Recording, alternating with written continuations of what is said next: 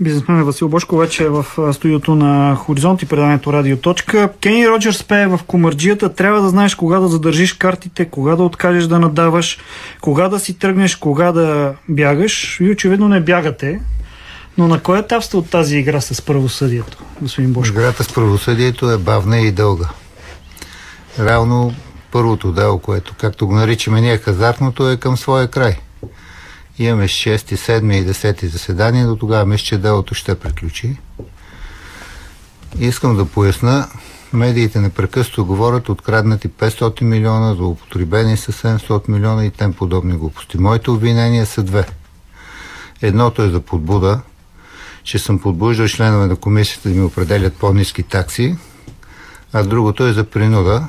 Брат Найдenoви съм принудил да ми прехвърлят компания, която по оценка на прокуратурата струва 1 лев. Компания неработеща и не нужна на никой. А къде са обвиненията за това, че са източени и не са плащани данъци в размер на 700 милиона? Да, 500 милиона, 600, 700. Кога каквото им дойдеше дум на прокуратурата, говореха с идеята беше да ме очернат, да ми опетнат името, имиджа да ми разрушат. Реално съда, Висшия административен съд реши, че данъците плащани правилно. Няма неплатени данъци. Но за сметка на това, разрушавайки този бизнес, държавата загуби около 500 милиона годишно, които лотарията и другите мои компании плащаха. Но както каза един министър, Влади Горанов, какво са 500 милиона за една държава? С цел да ме унищожат, си позволиха да загубят 500 милиона годишно. Сега говорим дефицит в бюджета, няма пари. Иначе не ги интересува нищо. Важното е лично техните интереси да бъдат защитени. По това хазартно дело ви 7 печеливши съдите Народното събрание за над 1 милиард и 200 милиона лева за пропуснати ползи. Как изчислихте точно тази сума? Ние сме изчислили на база на печалбите, които сме имали, на данците, които сме плащали. Но ние съдиме Народното събрание, съдиме Висшия административен съд, съдиме още някакви други институции, съдиме цялата държава. Защото беше допуснато това безобразие да бъде унищожен един бизнес. 50 хиляди души останаха на улицата. Освен, че ние знаем, като работиш, плащаш данъци. 50 хиляди души спряха да плащат данъци и се качеха на гърба на социалната система да взимат помощи. Добре, и всичко това беше в нарушение на Конституцията, понеже е ясно казано кои са монополите. Те са 5 си изброени в Конституцията. Лотарията не е монопол. Но както каза премиера Борисов по това време, ние му взехме бизнес. Заяви го публично и ясно по BTV. Добре, обаче наши слушатели ще кажат, накрая сметката ще я платят българските граждани. Защото няма, вие съдите институции, но тези пари не идват от институции, от данъците на... Да, а кой е виновен да съществуват такива тези институции в вида, в който са българските граждани? Ние ги избираме. Но все пак за успокоение на българските граждани, аз съм заявявал нееднократно, ако осъда държавата, парите, които взема, ще създам фонд, който ще бъде използван за обществено благо в интерес на обществото. За какво, тези например? Пари няма да ги взема за себе си. Какво, например? Примерно за здравеопазване, за образование, за култура. Такива теми, които държавата много не се грижи. През април биш печеливш от Националната лотария загуби дело срещу Народното събрание, това, което вие водите в момента. С иска той настояваше да получи неизплатена печалба в размер на 760 хиляди лева. А вие защо смятате, че можете да спечелите това дело, което сега водите? Аз не смятам, че мога да го спечеля. Ние водим дело, в правото сме си. Мисля, че съдебната система е все още не покварена, т.е. съда. И мисля, че ще спечелиме. Какво е водил този участник, как го е водил, не мога да кажа. Вие вероятно сте от Ние не водиме сами дело. Делото го водим също с загубили играчи. От лотарията, от New Games, които не са получили печалбите си. Защото виновна е държавата да не получат печалбите, а не ние. Ако държавата ще си върне данъците, тя трябваше да остави тези компании да работят, не да ги унищожава. До сега да са платили даже и тези данъци, които ни обвиняват, ако те бяха такива. А на какво се крепи тази вяра в съдебната система? Много хора не вярват вече в правораздаването и правосъдието. По-скоро аз не вярвам в прокуратурата, като гледам как безчинстват, въпреки че има и там добри прокурори. Просто моето усещане е, че съдебната система, съда не е така покварен, както прокуратурата. Има обективни съдии, които съдят по право, спазват закона. А може ли грешките на прокуратурата да ви спасат от някаква присъда? Защото виждаме, че непрекъснато се връщат делата заради прокурорски грешки. Аз не ви кажа, че прокуратурата има грешки. При нас просто няма престъпления. Това са измислени престъпления, които прокуратурата иска да ги вкара в съда, но когато няма престъпление, не мога да бъдеш осъда. От кога познавате председателя на Комисията за защита на потребителите Мария Филипова? Тя е свидетел по дело за подбудителство към умишленото убийство на Йордан Динов, Манол Велев и Бойка Стоянова и изнасилване. Свидетелката Мария Филипова, която беше председател на Комисията по хазарта и каза на делото, по което беше свидетел, че всъщност тя не познавала закона и подписвала каквото и да дели, а тя като председател събирала комисията. Тя е била длъжностно лице, което е разпореждало. Сега се явява като жертва на опит за изнасилване. Кога се случило този опит за изнасилване? Как съм се появил в кабинета и откъде съм дошъл? Как съм се отишъл? Никой не знае, няма свидетели. Затова делото беше върнато. И има нещо странно. Предишният председател и председател след нея са подписали същите декларации, каквито е подписала и тя през цялото си управление. Те са обвиняеми по първото дело. Тя не е. Интересно защо? Нека слушателите сами да си отговорят на този въпрос. Добре, обаче това обвинение е много сериозно, опит за изнасилване. Тя трябва да си доста смел и да вярваш в обвинението, за да тя изпълнява каквото и кажат. Затова не е обвиняема. Тебе няма да те обвиниме, няма ти повдигна обвинение, ти ще кажеш се опитва да те изнасили. Тя даже не мога да каже кога съм бил там. Никой не ме е виждал да влизам в кабинета. Никой не ме е виждал да си отива. Тя не се е оплакала половина една година, след това се оплакала. Странни неща. Според мен тя е един обикновен лъжесвидетел. Има твърдение, че сте обещали да давате по 10 000 лева на ден. 10 000 лева на ден, това е много голяма сума. Да. За това да се съобразява с ваши съвети по хазарта и лицензии. Мислех това да го разкажа в съда, като дойде време да ме разпитват мене. Но мога да го кажа и по-рано. Аз бях пратен при него от Влади Горанов. Имал съм една среща с нея. С отиването тя каза, или даваш, здравейте, приятно ми, или даваш по 10 000 лева на ден, или твой бизнес ще го ликвидирам. Как добре, и си тръгнах. Знаете, че на Влади Горанов съм му дал 60 милиона, за да ги носи на Бойко. Това беше едно друго дело, което го прекратиха поради недостатъчно доказателство. Затова се обадих на Влади, казах му. Той каза, нещо няма да й даваш на тая, аз се оправя с нея. След което ми прети СМС, аз ще го покажа и в съда. Девойката получи ценни указания, не се притесняй. Така че всъщност имаше опит за рекет и там, но не съм го споменал, исках да го кажа в съда. Казвам го малко по-рано. Господин Божков, 60 милиона лева, как ги дадохте? Те са огромна сума. Да, това не е интересно на хората. Да. Това са ме разпитвали в съда. Прокуратурата как са правили следствен експеримент. По 1 милион спокойно се събират в джобовете, когато са банкноти от 500 евро. Имам извлечение от банката, че съм ги изтеглил тези пари. Така че това е минала тема, няма смисъл да я повдигаме. Тоест, реално че не съм обжалвал делото, за да може да бъде възобновено. Реално по вашето сако може да съберете и 2 милиона. Една пачка по 500 евро е 50, колко е?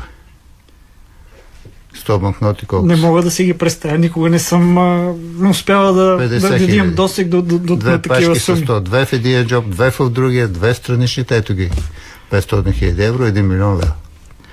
Лесно и просто. Влизаш, здравей, довиждане. Колко време смятате, че може да се проточи делата срещу вас? Не мога да кажа. Едното дело е върнато, понеже няма никакви доказателства за престъпление в него. Това, което е за убийствата и за изнасилването. Прямо там едното обвинение на неизвестно място, неизвестно кой, неизвестно кога съм го подбудил да убия някой. Това дали ви звучи сериозно? Така че то би трябвало да бъде прекратено от прокуратурата, ако имаме някакво достоинство в прокуратурата. Това дело върви към приключване. от 270 свидетели ние искаме да разпитат само 14. Ако искаме да го бавим и бяхме виновни, може да го протакаме и 20 години с толкова много свидетели. Остава делото за антиките, което не е мръдно. Какво стана с антиките? Успяхте ли поне да изпратите ваш представител да види какво става с колекцията? Тя къде се намира в момента? В Национален исторически музей? Не мога да кажа къде се намира. Така твърдат, че се намира в Национален исторически музей, пази жандармерия, изхарчени са към 85 милиона лева. Това беше преди година, когато се прибрах да се охранява. Дали е там, в какво състояние, никой не знае. Реално това дело не мърда. Прокурор Кънев, който според мен е един... Не бих се излъжил, няма да казвам какво мисля за него, но той е един поръчков прокурор. Е пратил писма до съседните държави, включително Република Северна Македония и Гърция, да дойдат да си познаят предмети от колекцията и да си ги вземат. Той раздава българското национално културно-историческо наследство. Ние спорим по обща история с Македония, той иска да им я предаде. Даже не да им я продаде. Тая колекция аз съм обиколил света. Това са предмети изнесени от България. Откупувал съм ги от музеи, от частни колекционери. И съм ги върнал тук. Купих огромна сграда в центъра на София. Телефонната палата, знаете. Това ще да е най-модерният музей. Колекцията по мнение на чужди специалисти е най-богата и най-добрата колекция на метални съдове от първо хилядолетие до първи век преди Христа. В света. Тя за историческата памет българската е безценна, но колко е оценена, колко може да е оценена? Тя е безценна, това не може да се оценява с пари. Колко пари съм похарчил да я събера, това също няма да го кажа. Но съм обиколил света, нямам загубен търг. Всичко, каквото съм могъл, изнесен от България, съм го върнал обратно. След което го изнесаха в чували за букука и в какво състояние, никой не дава да проверим даже. Писахме писма да я видиме, журналисти искат да я видят, не я показват. На какво дължи това? Или е разграбена, или е унищожена? Дали условията кондиционните са добри вътре? Никой не знае. Назад във времето вие периодично публикувахте съобщения, че виждате предмети от колекцията на международни търгове. Продължава ли това да се случва? Не толкова периодично. Един път и той не беше на търг. Той се появи пред дилъри, които ми пратиха снимка и съобщение: виж какво има на пазара, искаш ли го? Аз казвам, какво да го иска, това е мое. И понеже го публикувах всичко това, спряха да се появяват. Но все пак купих от Дубай, от черния пазар, една хидрия, ако си спомняте, аз се показах тук в офиса. С всичките и документи. Тя трябваше да е в музея, където са другите. При мен трябваше да е конфискувана. Както видяхте, показах. Прокуратура се направи, че не е имало такава пресконференция. А и медиите замълчаха, странно защо. А имате ли информация, че продължават да се изнасят? Според мен не, защото аз съм все още на пазара. Ако не се изясне, те ще ме питат. Знаят, че купуват. Това е смисъл, че още купувам. Какъв коефициент давате на сегашното управление? Вие сте математик. Коефициент ли? Да, за успех. Ако трябва за залог, доколко ще удържи властта. До кога? До утре дава коефициента, до ще удържи до утре. До юли, примерно, може би 1,5.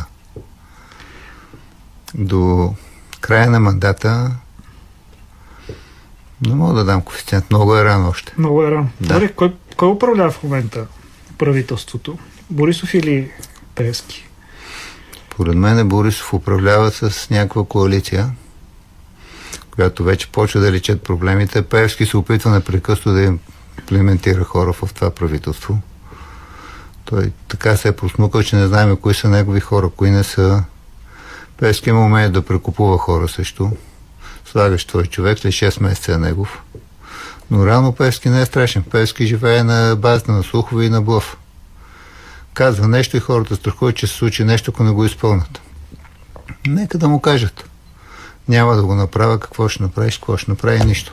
Се отдръпне. Това е Пеевски, един балон. Не са работили кордона около него?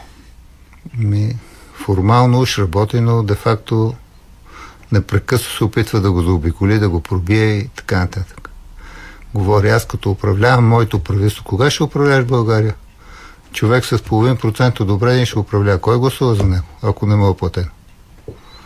Аз не мисля, че Пеевски може да бъде политик. Пеевски не мисли за хората, непрекъснато спекулира с това. Не мисли за България. Пак спекулира с това. Върти се непрекъснато. Вчера беше против Русия, днеска е против евроатлантизма и против Сорос. Той е лично за себе си. И всичко е готов да направи, само и само на него да му е добре. Нищо друго не го интересува. Продължаваме разговора с бизнесмена Васил Божков, който е гост в студиото на Хоризонт. Господин Божков, стигнахме до управлението и до това кой управлява България. Има ли обаче влияние, да речем, подземния свят върху властта? Защото споменават различни лица от подземния свят, от така наречената мафия. Обслужват ли политиците... Мафия има. Има мафия. Мафията е политическа. Мафията са Борисов и Пеевски. Дай да я турбозиме. Те не са да ги поощряваме или да ги хвалиме. Дребните бандити.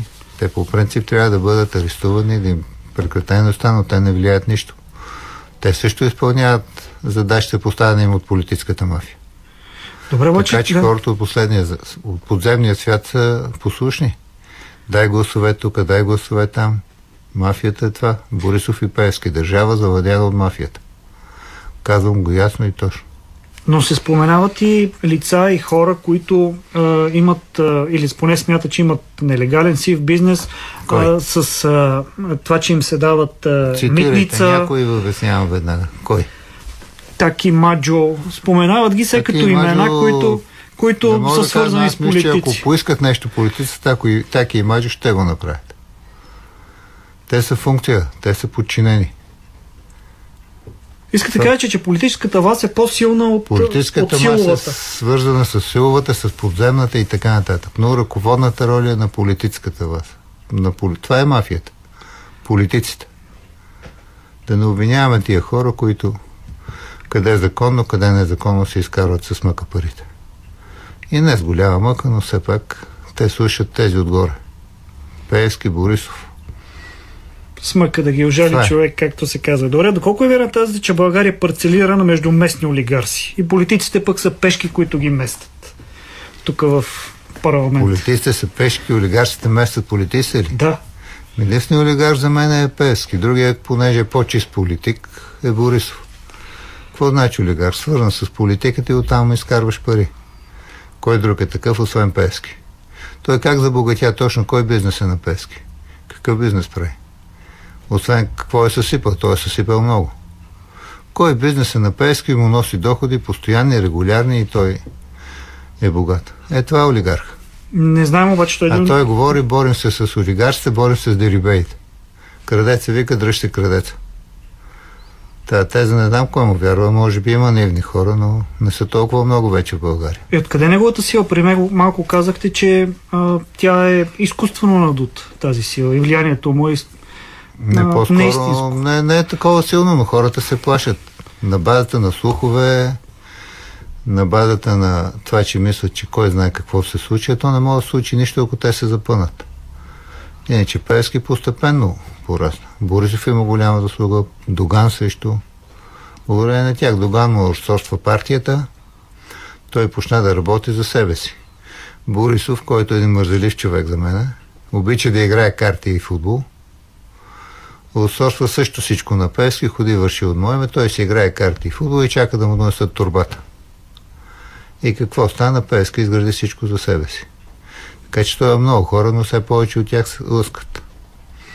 Един санитарен кордон, едно не влизане на Пеевски във властта, ще разруши цялата му сила. Защото те хората го слушат, понеже има какво да им дае. Като спре да им дае, ще спрат да го слушат. Компроматите, които може да използвате, вече България компромати не въжат. Защо? Кой се интересува от компромати?